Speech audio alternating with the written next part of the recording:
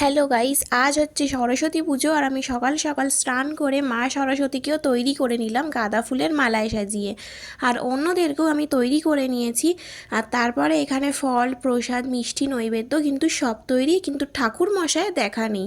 তবে অবশেষে ঠাকুর মশাই এলেন আর আমাদের পুজো খুব ভালোভাবে সুসম্পন্ন হলো। আর তারপরে আমি খেয়ে নিয়েছিলাম প্রসাদ, আর এইদিকে তিলের নাড়ুরা দেখো লাভ শেপের।